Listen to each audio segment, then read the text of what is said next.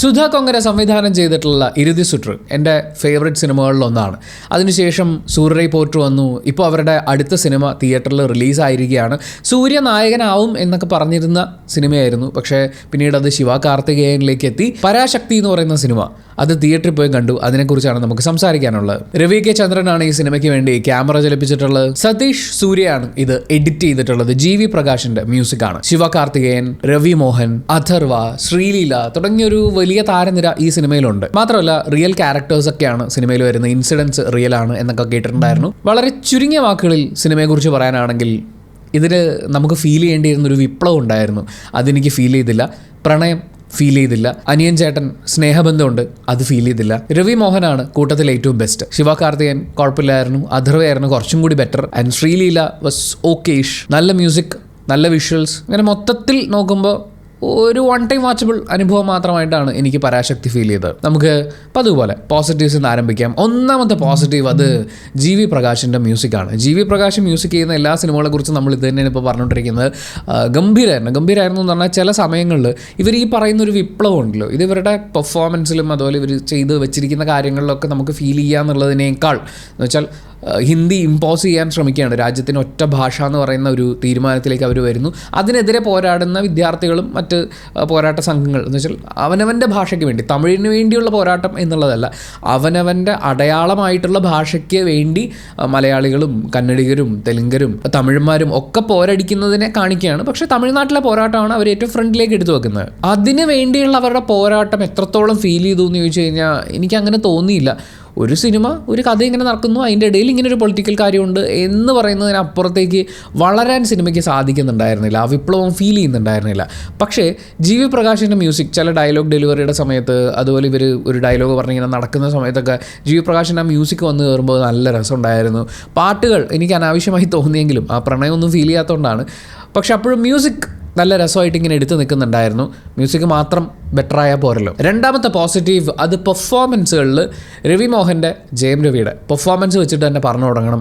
പുള്ളിയാണ് ഈ സിനിമയിലെ ദി ബെസ്റ്റ്. ഒരു ക്യാരക്ടർ, അത് ആ ക്യാരക്ടർ എഴുതിയുണ്ടാക്കിയിരിക്കുന്ന അത്രയും വില്ലനിക് ഒരു ഷെയ്ഡിലാണ്. അതിനെ പുള്ളി പെർഫോം ചെയ്തിരിക്കുന്നതും ആ റേഞ്ചിൽ തന്നെയാണെന്ന് തോന്നി. കൂട്ടത്തിൽ ഏറ്റവും മികച്ച പെർഫോമർ അദ്ദേഹമാണ്. അത് കഴിഞ്ഞ് ശിവകാർത്തികേയൻ പുൾ ഓഫ് ചെയ്യാൻ ശ്രമിച്ചിട്ടുണ്ട്.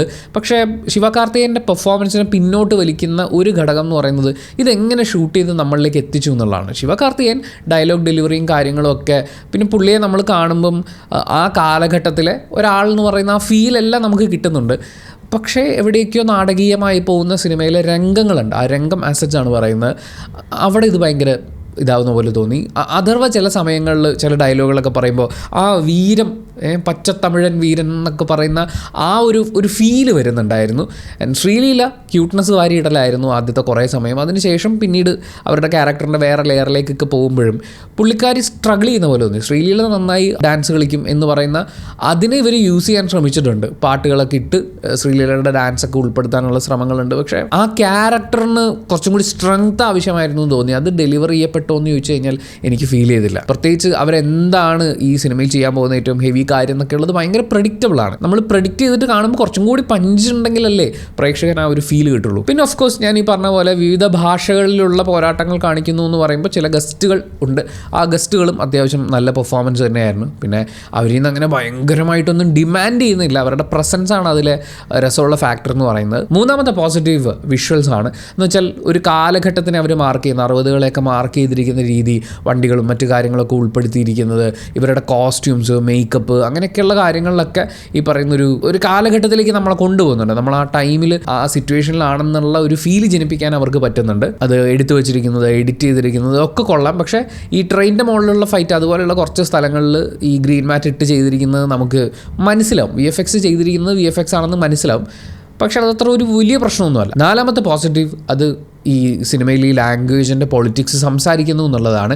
ഇപ്പോൾ തമിഴന്മാർക്ക് തമിഴ് വേണം, മലയാളികൾക്ക് മലയാളം തന്നെ ആയിരിക്കണം ഭാഷ, ഇവിടെ ഹിന്ദിയാണ് നമ്മുടെ മെയിൻ ഭാഷ എന്ന് പറഞ്ഞ് കൊണ്ടുവന്നാൽ നമ്മൾ എതിർക്കണം എന്ന് പറയുന്നതിലെ അതിൻ്റെ കാരണം എന്താണ് എന്നുള്ളത് നമ്മൾ പെട്ടെന്ന് നോക്കിയാൽ കാണാത്ത ചില കാരണങ്ങളുണ്ട്. കുറേ അണ്ടർലൈങ് സിറ്റുവേഷൻസ് ഉണ്ട്, അതിൻ്റെ പിന്നിലുള്ള പൊളിറ്റിക്സ് ഉണ്ട്. അത് വളരെ സിമ്പിളായിട്ട് റെസ്പെക്റ്റ്ഫുള്ളി സംസാരിക്കുന്നു എന്നുള്ളത് എനിക്ക് ഫീൽ ചെയ്തു.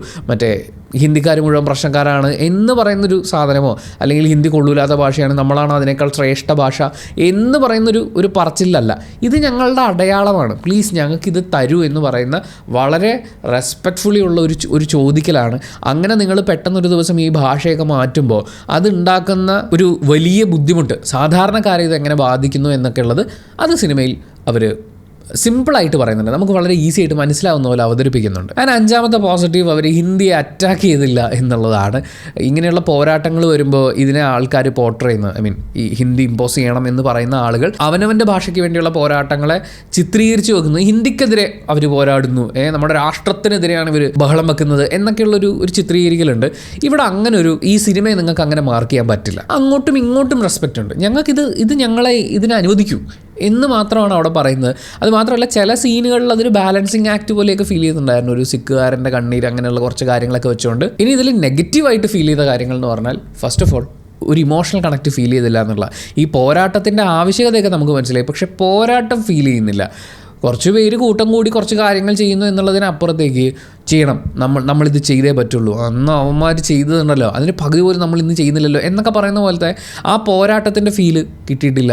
പ്രണയം എനിക്ക് അനാവശ്യമായിരുന്നു എന്നാണ് തോന്നിയത്. കാര്യം അത് ഒരുപാട് സമയം പോകുന്നുണ്ടായിരുന്നു, പാട്ടിട്ട് വലിപ്പിച്ച്. എന്തിനാണ് ആ പ്രണയം എന്നാൽ അങ്ങനെ ഫീൽ ചെയ്തിട്ട് അതിൽ ഒരു ത്യാഗോജ്വലമായ എന്തെങ്കിലും സാധനം അങ്ങനെ ഒന്നും ഉണ്ടായിരുന്നില്ല. ഈ ചേട്ടാനിയന്മാർ അതുമായി ബന്ധപ്പെട്ട് നമ്മൾ പ്രെഡിക്റ്റ് ചെയ്യുന്ന ട്രെയിലർ കാണുന്ന ഏതൊരാൾക്കും ഊഹിക്കാൻ പറ്റുന്ന കാര്യങ്ങൾ അവിടെ ഒന്നും ഈ പറയുന്ന പെയിനോ കാര്യങ്ങളോ ഒന്നും ഫീൽ ചെയ്യുന്നില്ലായിരുന്നു. 2 ഒരു നാടകം വൈബടിക്കുന്നുണ്ടായിരുന്നു. എന്ന് വെച്ചാൽ ഡയലോഗ് പറയാൻ കുറച്ച് ആൾക്കാർ കാത്തിരിക്കുന്നു, ഡയലോഗിൻ്റെ സമയമാകുമ്പോൾ ആൾക്കാർ ഇങ്ങനെ എണീറ്റ് വരുന്നു. പ്രത്യേകിച്ച് ക്ലൈമാക്സിൽ ശിവകാർത്തികേയൻ്റെ എൻട്രി ഡയലോഗ് ആ സ്ഥലങ്ങളിലൊക്കെയും എനിക്ക് ഭയങ്കര സ്കൂൾ നാടകം അടിക്കുന്നുണ്ടായിരുന്നു. അയ്യോ എന്നെ കേൾക്കൂ എന്നൊക്കെ പറയുന്ന പോലെ അങ്ങനെ വരുന്ന ഒരു സാധനം ഉണ്ടായിരുന്നു. അത് ഭയങ്കരമായിട്ട് ആ സീനിൻ്റെ ശോഭ കെടുത്തി കളഞ്ഞു. ശിവകാർത്തികേയൻ നന്നായി ചെയ്തിട്ടുണ്ട്, പക്ഷേ അത് അങ്ങനെ വേണ്ടായിരുന്നു, അങ്ങനെ ചെയ്യിപ്പിക്കണ്ടായിരുന്നു എന്ന് നമുക്ക് പറയാൻ തോന്നുന്നത് പോലത്തെ ഒരു നാടകം വൈബ് പലയിടങ്ങളിലും ഉണ്ടായിരുന്നു. അതൊരു നെഗറ്റീവാണ്. പിന്നെ അത് സെൻസർ ബോർഡിൻ്റെ നെഗറ്റീവാണ്, സിനിമയുടെ നെഗറ്റീവ് അല്ല. കുറേ ഇടങ്ങളിൽ മ്യൂട്ട് ചെയ്യിപ്പിച്ചിട്ടുണ്ടായിരുന്നു. ആ മ്യൂട്ട് ചെയ്യുന്നത് കൊണ്ട് ആളുകൾക്ക് മനസ്സിലാവാതിരിക്കുന്നൊന്നുമില്ല. നമുക്ക് അവരുടെ ലിപ്പ് മൂവ്മെൻ്റ് ഒക്കെ കാണുമ്പോൾ ഏകദേശമൊക്കെ ഒരു ഐഡിയ കിട്ടും. പിന്നെ എന്തിനാണ് നിങ്ങൾ മ്യൂട്ട് ചെയ്ത് ഇങ്ങനെ പേടിക്കുന്നത്? ഏതൊരു സിനിമയിൽ സുരാജ് വെഞ്ഞാറമ്മോട് പറയുന്ന പോലെ ഇങ്ങനെ പേടിക്കാതടോ എന്ന് പറയാൻ തോന്നിപ്പിച്ചൊരു സംഭവമാണത്. അങ്ങനെ കുറച്ച് ഇങ്ങനെ കണക്റ്റായില്ല. പോരാട്ടം അവിടെ ഉണ്ട്, ഇങ്ങനെ കുറേ സാധനങ്ങളുണ്ട്, എല്ലാം നമുക്ക് മനസ്സിലായി. പക്ഷേ ആ ഒരു പഞ്ച് കിട്ടിയില്ല. കുറച്ചും കൂടി ഒരു എനർജി വേണമായിരുന്നു എന്ന് ഫീൽ ചെയ്യിപ്പിച്ച് ഓക്കെ നഷ്ടമൊന്നുമില്ല അങ്ങനെ കണ്ടു തീർത്തു എന്ന് പറയുന്ന ഒരു ഫീലിൽ അവസാനിപ്പിച്ച സിനിമയായിട്ടാണ് എനിക്ക് പരാശക്തി ഫീൽ ചെയ്തത്. ഈ ഒരു പേരൊക്കെ കേൾക്കുമ്പോൾ ഇതിൻ്റെ ടീസറൊക്കെ വന്ന സമയത്തൊക്കെ ആണെങ്കിലും നമ്മൾ പ്രതീക്ഷിക്കുന്നൊരു സാധനം ഉണ്ടായിരുന്നു, അതെനിക്ക് കിട്ടിയില്ല. പക്ഷേ ഓക്കെ, തരക്കേടില്ലാതെ അവർ ചെയ്തൊപ്പിച്ചിട്ടുണ്ട്. പിന്നെ ഈ പറയുന്നൊരു പൊളിറ്റിക്സിൻ്റെ ഭാഗമായിട്ട് സിനിമ കുറച്ചും കൂടി സെല്ല് ചെയ്യപ്പെട്ടേക്കാം. ഞാൻ ജനനായകൻ ഇല്ലാതിരിക്കുകയും ഈ സിനിമ വരികയും ചെയ്തപ്പോൾ വിചാരിച്ചിരുന്നു സിനിമ ഭയങ്കര രസമുള്ളൊരു പടമായിരിക്കും, അപ്പോൾ ഇതാണ്ട ജനനായകൻ എന്നൊക്കെ പറഞ്ഞ് തംബ്നെയിലൊക്കെ സെറ്റ് ചെയ്യേണ്ടി വരുമായിരിക്കും, അതിനു മാത്രമുള്ള പടം ഉണ്ടാവുമെന്നൊക്കെയാണ്. പക്ഷേ അങ്ങനെ സെറ്റ് ചെയ്യാനുള്ളൊരു പടമായിട്ട് എനിക്കത് ഫീൽ ചെയ്തിട്ടില്ല എന്ന് പറഞ്ഞുകൊണ്ട് അവസാനിപ്പിക്കുകയാണ്. പക്ഷേ ഇതെൻ്റെ മാത്രം പേഴ്സണൽ ഒപ്പീനിയനാണ്. സിനിമ ഓരോരുത്തർക്കും ഡിഫറൻ്റ് ആണ്. ഓരോ സിനിമയും തിയേറ്ററിൽ കണ്ട് വിലയിരുത്തപ്പെടേണ്ടതാണ്. എല്ലാ സിനിമകളും അത് അർഹിക്കുന്നുണ്ട്. അപ്പോൾ അങ്ങനെ ഈ സിനിമ നിങ്ങൾ തിയേറ്ററിൽ കണ്ടിട്ടുള്ള ഒരാളാണെങ്കിൽ നിങ്ങളുടെ അഭിപ്രായങ്ങൾ കമൻറ്റ് ബോക്സിൽ രേഖപ്പെടുത്തുക. സിനിമ കാണണോ വേണ്ടിയോ എന്ന് കമൻറ്റ് ബോക്സും കൂടി നോക്കിയിട്ട് തീരുമാനിക്കുന്ന ആളുകളുണ്ട്, അവർക്കതൊരു വലിയ സഹായമായിരിക്കും. അപ്പോൾ thank you so much for watching this video. ഇഷ്ടപ്പെട്ടാൽ ലൈക്ക് ചെയ്യുക, കമൻറ്റ് ചെയ്യുക, ഷെയർ ചെയ്യുക, സബ്സ്ക്രൈബ് ചെയ്യുന്ന കാര്യവും ഹൈപ്പ് ചെയ്യുന്ന കാര്യവും പരിഗണിക്കുക.